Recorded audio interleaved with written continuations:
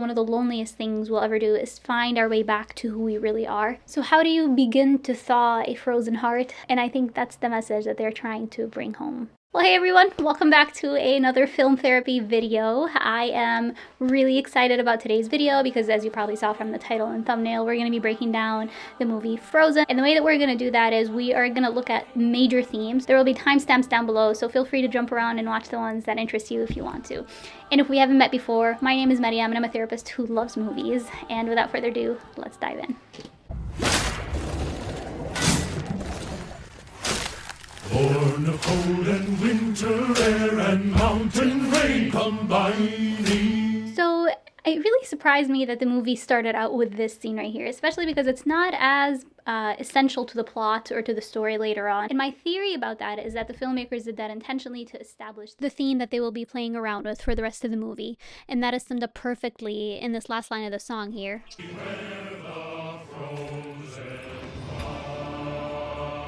Be aware of the frozen heart. The way I interpret it is that they are connecting it to this idea of pain.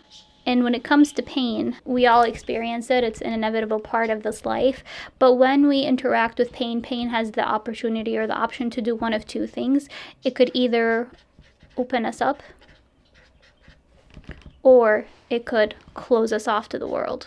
And so the way I interpreted this is that one of the main themes of this movie and one of the main things that the filmmakers are hinting at is be aware of the frozen heart. Be aware of getting to a place where pain has made it so that your heart has closed off. And we'll see how that happens to Elsa. But first, we're going to look at a few other themes that happened before. So let's start with the first one. Theme number one is what I'm going to call stepping into our power and true self. Listen to me, Elsa. Your power only grow. There is beauty in it, but also great danger. This line right here, your power will only grow. There's great beauty in it, but also great danger. This speaks to who we are as people. We come with gifts and beautiful things that we offer to the people who love us and the people around us into the world. But we also come with these default human imperfections. And who we are as we get older only grows. The beautiful things, the gifts that we have offered to the world will only get stronger if we do notice them and if there's people around them that nurture them. But so do our imperfections. We will continue to bump into them over and over again. And so, yes, here they're talking about Elsa's powers and magic, but I think it can be extended to our own power and who we are as people and owning that and owning the power that comes with that. You must learn to control it. Fear will be your enemy. No. Fear is always our greatest enemy in being who we truly are. And of course, we can't talk about stepping into our own power without looking at the Let It Go song. So let's take a look at that next. The snow glows white on the mountain tonight, not a footprint to be seen. A kingdom of isolation, and it looks like I'm the queen. And then there's this line, a kingdom of isolation. I think one of the bravest things we'll ever do, but also one of the loneliest things we'll ever do, is find our way back to who we really are. We live in a world where there are so many distractions, where as we walk through life, our experiences and pains of life continue to distract us from that core. And so coming back to that journey, in Elsa's case, it's a physical journey. She had to leave her town, leave her people to find it. But metaphorically, we do that as well too. And that journey is probably one of the loneliest and hardest journeys that we'll ever go through. And it's one that we really have to do alone. There will be people along the way that could help us. Elsa has her sister that nudges her to do that.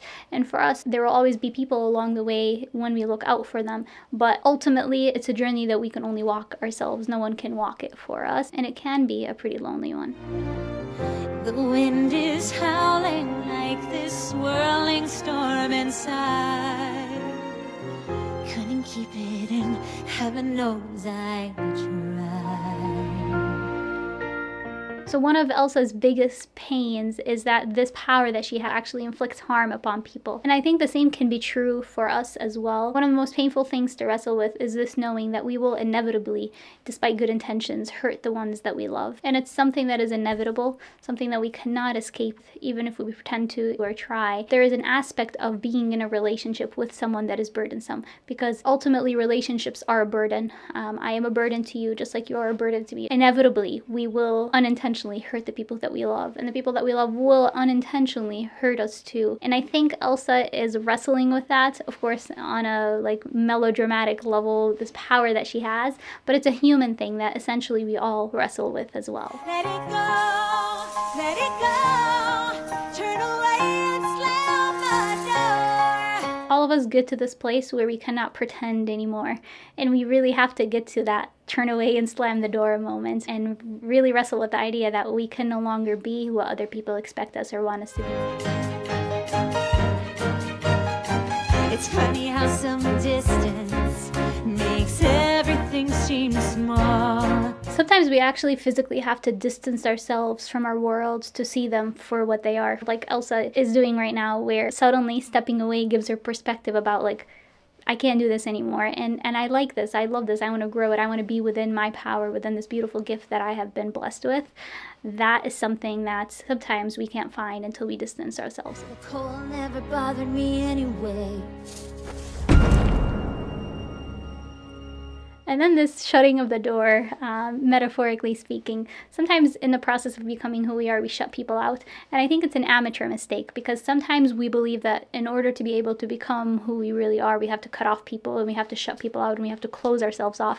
And I think that's what Elsa does really well in this movie. But the reason why it's an amateur mistake is that being really true to who we are involves us being so true to it that nothing could change it, including the people coming in and going. It does not include shutting people out like this. Arendelle's in deep, deep, deep, deep snow.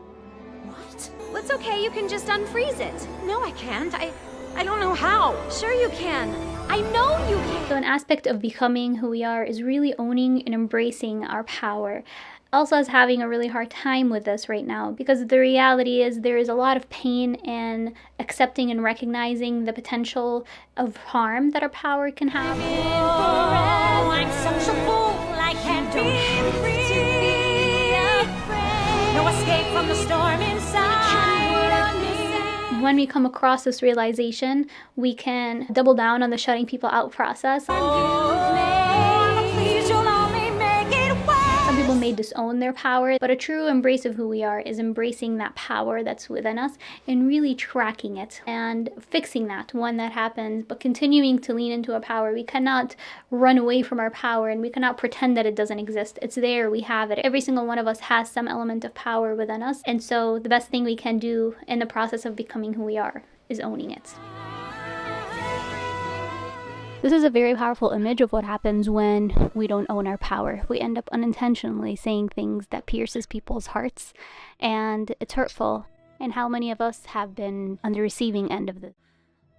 The music here is just so precious and so special. All right, moving on to theme number 2. This was not a theme that I was going to include initially, but I couldn't help it because it was just such a fun little thing that they included, so we'll just take a look at it briefly. And we're gonna call this theme the power-hungry people. Ah, Arendelle, a most mysterious trade partner. Open those gates so I may unlock your secrets and exploit your riches. I love how the movie included an aspect of this. They clearly make a distinction between everyone else in Arendelle and then this, I don't know what he is, the Duke of Weaselton. Weaselton! And how he's like a distinct character with his hunger for power and evil. And I think there is a group of people that's like this in every society. We all have the potential to become this, but when all the dust settles and we're all kind of in this adult world, there's people that are distinctly like this, and the way they operate is very distinct. So we're going to take a look at that here. She was killed. Her own sister. There can be no doubt now. Queen Elsa is a monster, and we are all in grave danger. So one of the characteristics of the people who are power hungry is this instillment of fear, using fear to rally people around. Instead of empowering people and giving them a purpose of good to rally around, they often give them an enemy, we're going to work towards against this person. And it's such a universal trait for the people who are power hungry. You'll almost always find this as a part of the component of how they operate in the world. This is unacceptable. I am a victim of fear. I have been traumatized. Ah, my neck hurts. Sir Doctor, that I could see. And then last but not least is this victimization piece. People who are power hungry tend to shy away from the power. We talked earlier about Elsa's wrestling with her power. Whether we like it or not, we all have power inside of us. Some power, influence, or degree of influence over the people around us in the world. People who are power hungry, one of the key characteristics for them is this aspect of pretending like they don't have it, and not just like there's pretending like you don't have it because you're a little bit unsure of how to navigate it, but then there is this intentional victimization, such as, oh, I have a mental illness, or oh, I am traumatized. It's a weaponization of mental health and of vulnerabilities that genuinely other people have and struggle with.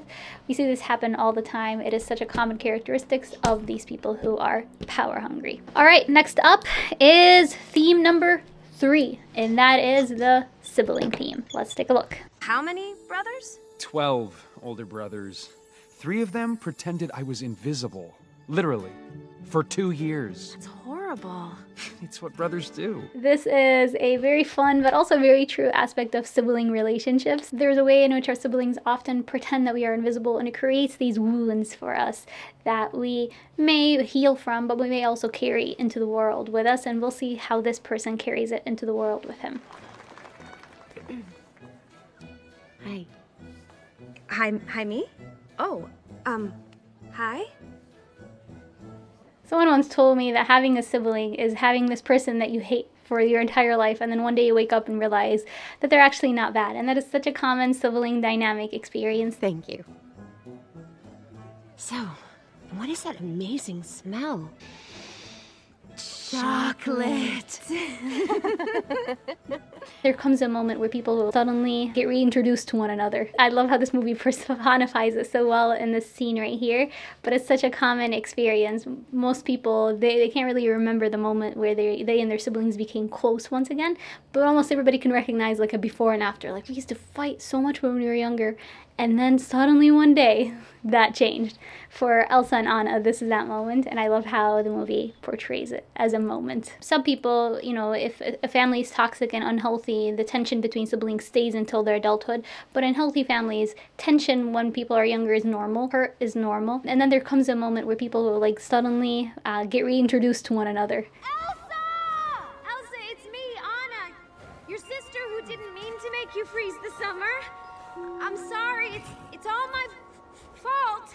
Of course, none of it would have happened if she just told me her secret.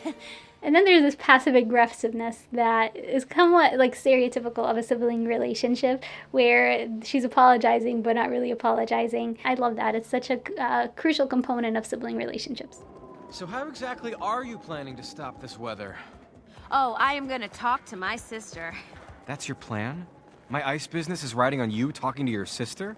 Yep. There's this level of awe between younger siblings and older siblings, and it's so well portrayed in this movie. And I love this line right here where she just has complete trust in her sister. She has no idea, like, this big thing is going on. She has no idea how it's gonna end, but she just knows that her sister will do it because her sister just has the magical ability to be able to do anything. It's a common thing between younger and older siblings. As 13th in line in my own kingdom, I didn't stand a chance. I knew I'd have to marry into the throne somewhere. So here we come back to that sibling wound once again. Part of Hans's wound and part of what got him to how he is, this wound of being the invisible child, the last in line, the one no one noticed because there's 13 great ones ahead of me. As heir, Elsa was preferable, of course, but no one was getting anywhere with her. But you, Hans. You were so desperate for love, you were willing to marry me just like that. Of course, had he healed that wound and moved from it, this wouldn't have happened, but I think he genuinely is someone who does not have that self-reflective capacity and chose, you know, this is a choice. The evilness that is within him right now did not happen by accident. This is such a common thing for the youngest children in the family. Often they have lived in the shadows of their siblings for so long that it develops a level of recklessness inside of them that they will do whatever it takes to get attention and love and find something from other people. In Hans's case, it's extreme. It led him to do this evil thing of being a part of murdering someone. For most younger siblings, obviously that's not the case, but there is like an element of recklessness that is within them, and it comes from this wound of trying to be a somebody in this world. So if you are a younger sibling, that might be something that you want to be on the lookout for. You're no match for Elsa. No, you're no match for Elsa. but then it's also the exact same thing that is her own wound. She was never a match for Elsa, and in a moment of vulnerability like this, these wounds often show up. Anna is a good human. In that moment, that line could have been the thing that destroyed her or the thing that led her to go down this vengeance path, but she chose the other path, which is recognizing that, yes, that touched a wound in me. I am no match for Elsa, but I'm going to give the benefit of the doubt. She is my sister after all, even if there was this rift between us, even if there is this hurt between us all our lives. That is what it looks like when we choose healing over vengeance. Oftentimes our pain could lead us to these terrible places, but when we own it, it could lead us to places of love and goodness in the world. All right, next up we have one of the most fun themes to explore, and we're gonna call that the theme of true love. So how do you recognize the difference between true love and unhealthy love? Well, let's take a look. What made the queen go all ice crazy? Oh, well, I got engaged, but then she freaked out because I'd only just met him. Wait, you got engaged to someone you just met that day? I love Kristoff and his bluntness. Yes, pay attention. There's this element of unnaturalness to the way Anna fell for Hans, and everybody around her could see it. She can't see it. And I think this illustrates the distinction between unhealthy and healthy love. Oh yeah? What's his last name? Of the Southern Isles. What's his favorite food? Sandwiches. Best friend's name? Probably John. Eye color. Dreamy. Foot size? Foot size doesn't matter. One of my favorite works about this topic is by a woman named Logan Uri. She wrote a book called How to Not Die Alone, and I love that book so much because in her book, she distinguishes between the spark and the slow burn. Anna's experience with Hans was the spark kind of a feeling. And it turns out that whenever we experience that, sometimes it could lead us somewhere, but 9 times out of 10, that spark is not an accurate gauge for someone who is fit for a long-term relationship. Usually that spark is a very bad indicator, and usually those are the relationships that we're in for some time, and then they get really messy, they get really ugly, and we end up breaking up because that person was never someone who would make a good long-term partner. And that's the distinction that is there between Anna's relationship with Hans and then what will develop now between Anna and Kristoff. Have you had a meal with him yet? What if you hate the way he eats? What if you hate the way he picks his nose? Look, it doesn't matter. It's true love. Doesn't sound like true love. Are you some sort of love expert? And then I love how Kristoff acts like he's the expert about what love is, but he does have something into it. Like really, when you fall for someone that you love so much, what do you really know about him? Do you know these aspects about him? Like what if you actually sit down with him and don't like the way he eats? Those are actually really important questions to ask yourself and to wrestle with when you are on the path of determining or distinguishing true love from maybe not true love. Clearly Anna has not given any of this much thought. Clearly Anna is in the spark, in the wow, dreamy phase, which is not a bad thing, but oftentimes when we are head over heels over someone, maybe we need to slow down a little bit. Are you cold? A little. Wait, come here. Ooh, oh. Alright, fast forward to this scene right here. By now, Anna and Kristoff had much time to hang out with one another. And this is the perfect example of what that slow burn looks like when you hang out with someone and experience them. And you might not even notice it, but slowly you begin to develop this level of care and admiration. It's the kind of love that's not loud and dramatic and sparky, but it's really small, like a candle flame. And we see that beginning to develop between Anna and Kristoff. He does not know yet how to show it because there isn't anything between them, but he feels it. He feels this draw to care for her and to protect her, and that's what makes a strong case for someone who is a good romantic partner. Wait. No. You've got the wrong idea. No, that's not why I brought her here. Right, I'm not. What's the issue, dear? And I love the question she asks, what's the issue, dear? Oftentimes the people who will actually make really good life partners for us are people who are right there. They are within our social circle. They are people who we interact with. And for some reason, we're just blinded to it. So we miss out. We really miss out on so many great people who would make great life partners with us. And that's what this wise lady is pointing out right here. Yeah. And though we know he washes well, he always ends up sort of smelly. But you'll never meet a fellow who's as sensitive and sweet. That's nice, but So he's a bit of a fixer-upper, so he's got a few flaws. And then there's this idea of a fixer-upper. The way I interpreted this is that the songwriter is making an argument for the fact that we are all fixer-uppers. We are these people that are patched up and a little messy and have a little bit of issues and squeaks, and what makes for a good life partner is someone who is actually like that, because those are the kinds of issues that maybe don't change, but even if they don't, they will not create issues in the relationship. They might create friction that you will work towards and resolve between you and the other person. Contrast that to Hans, who is not a fixer-upper. Hans is a polished, really nice person on the outside, but internally he's rotten. Internally there's something inherently wrong with him, and that is a very strong contrast between him and Kristoff. So when it comes to this idea of finding true love, you might want to look into someone who's a bit of a fixer-upper, someone who's not so shiny and glamorous from the outside, someone who looks like they have a little bit of patches and a little bit of squeakiness to them, knowing that the internal is good, that they care, that they have the capacity to take care of you and hold you, and you have the capacity to do the same as well, because Anna too is a fixer-upper. So she's a bit of a fixer-upper. So fixer-upper, a great analogy, and they make great people for long-term life partners. I don't even know what love is. That's okay. I do. Love is putting someone else's needs before yours, like, you know, how Kristoff brought you back here to Hans and left you forever. And then there's Anna now wrestling with this idea of true love. The way that she says this makes me think that this is probably connected to a deeper childhood wound.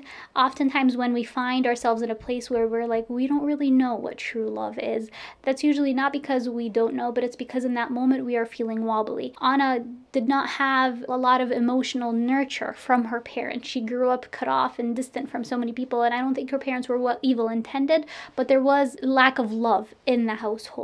And that creates a wound that she maybe has passed or does not remember it at a conscious level, but in a moment of wobbliness like this, that's when the wound comes out. And the wound is now coming out and telling her that maybe she doesn't really know what true love. She's never experienced true love, but she did. She knows it. She has it inside of her, and even if we don't, it's on us to find it. We know what it's like when people care. We know what it's like when we experience kindness, and those are the gauges that we want to use to find true love.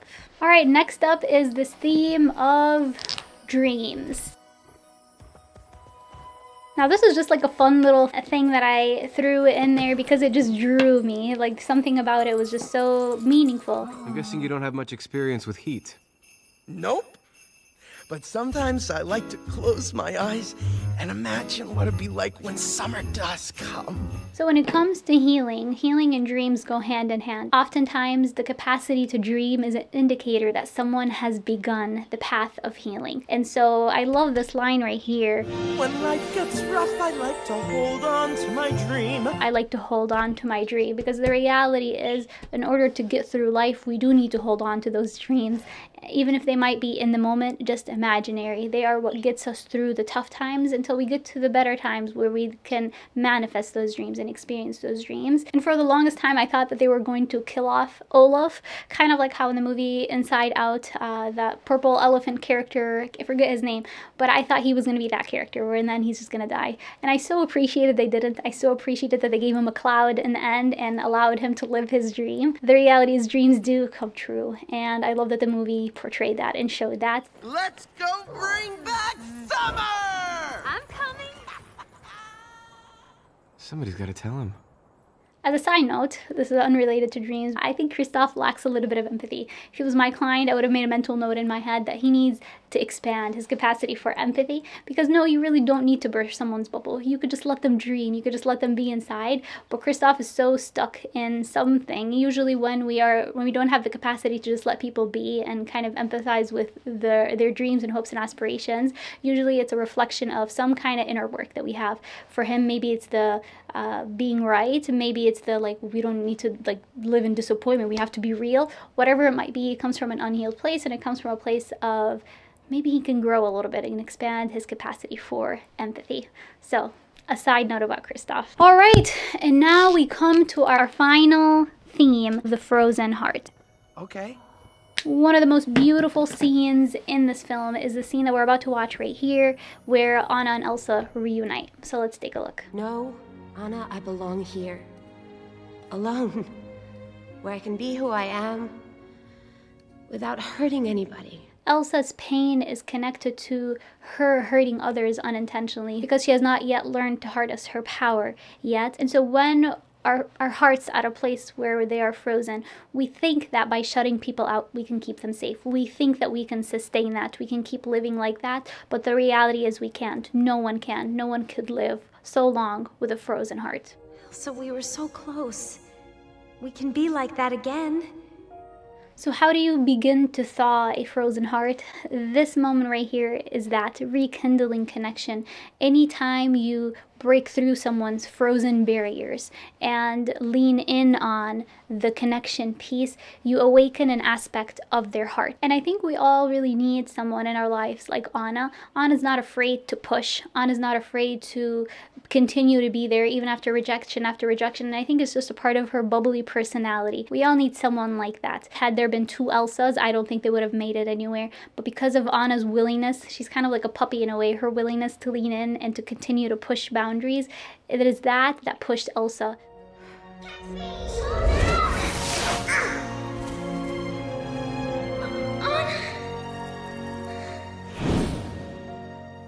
No. When we flash back to this incident, I think this is at the core of Elsa's frozen heart. This regrettable incident, this moment of pain that shifted her entire world for her, it's often the beginning of a shift inside our hearts. But so many years passed since then, and so many little layers of ice have built that she has gotten unintentionally to the place where she's at right now, where she's just completely shut off and alone and disconnected from others. Her heart has completely been sealed and frozen. You don't have to keep your distance anymore, 'cause for the first time in forever, I finally understand.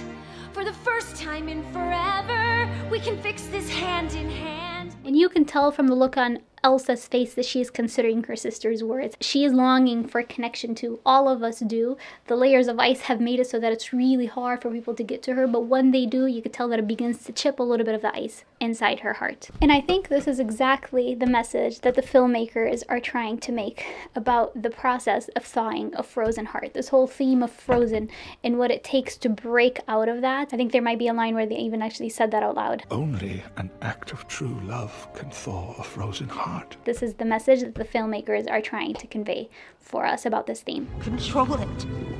Don't feel. Don't feel. Don't feel. Don't feel.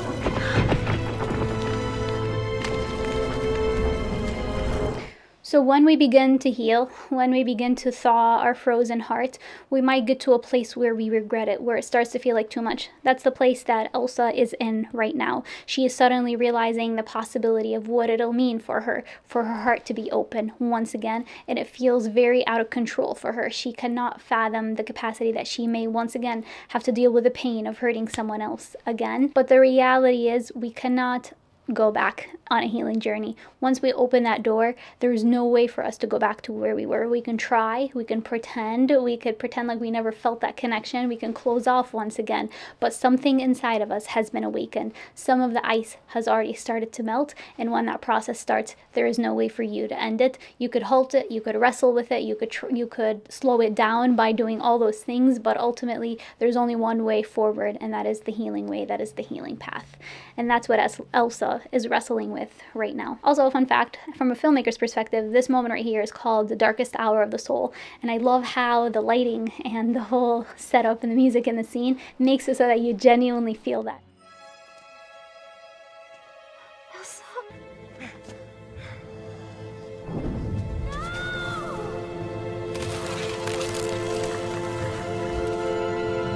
And then there it goes again, a sister's love, a sibling's love, and a split second decision. Anna chose her sister over herself. That level of sacrifice that comes from love, not from a place of worthlessness and maybe self-hatred, but genuine love and care for her sister. She chose the love. No, please, no.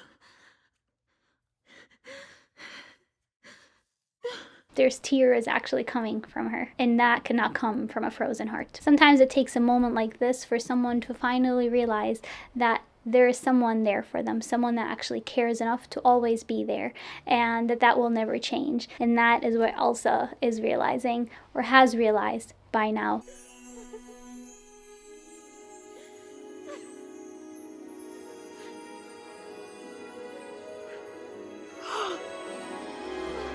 A physical manifestation of, I think, the filmmaker's message. This idea of love thawing a frozen heart on a physical level, on a thawed with a hug. And I think that's the message that they're trying to bring home. So that is all that I have. This is gonna be one long video unless I chop it off in the edits. I am really curious to know what resonated with you. And I'm also curious to know what questions or thoughts are you still thinking about or walking away with.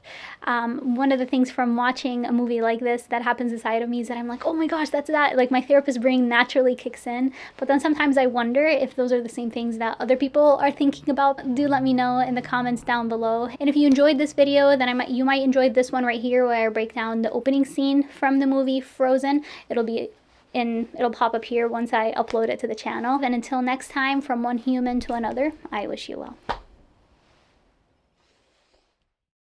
Coronation Day. Is this coronation day? I can't pronounce that word.